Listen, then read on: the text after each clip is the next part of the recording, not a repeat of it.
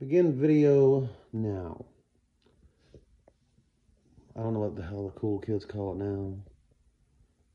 Blog. I don't know what it's called anymore. I don't care.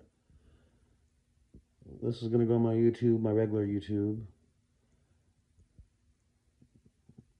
And this is going to, my thoughts and stuff. And soon to be going through a divorce after 18 years. Some of you know that her and I had a lot of ups and downs over 18 years. She was insecure, way insecure, untrusting, way untrusting, from deep-rooted issues from her mother and her past. And I would react in the not nicest ways when I was accused or questioned. I would say stupid things. I wasn't perfect. I own my part. She doesn't own her part. And now here we are, finally divorcing. I stayed for my kids more than anything for years. Went back 3 different times because I didn't want to be away from my kids. I was always scared of the idea of having to fight it out in court. Well, that's coming. Today was my son's birthday, my youngest son's, his 13th birthday. I didn't even get to see him except for 2 minutes.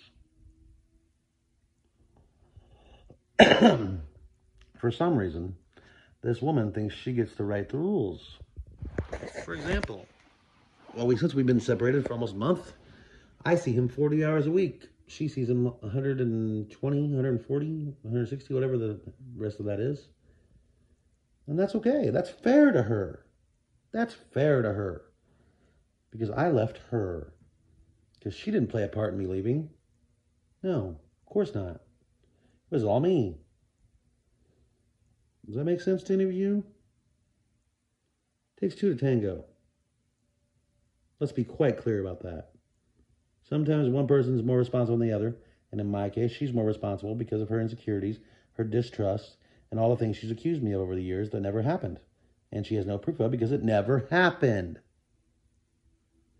And now, the day I don't get to see my son except for like 3 minutes, so I give him a hug out in the driveway and tell him happy birthday, I got served the divorce papers that says basically they'll come after me for child support and she will have the right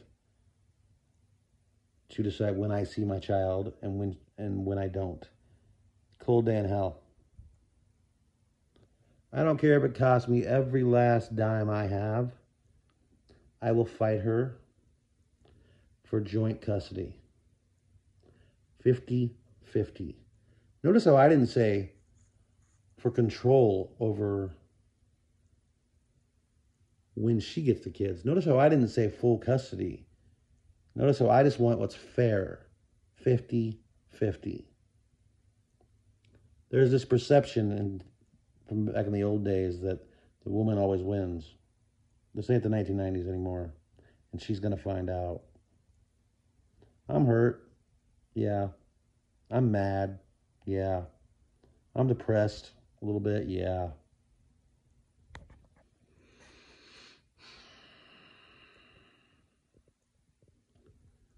The day's coming.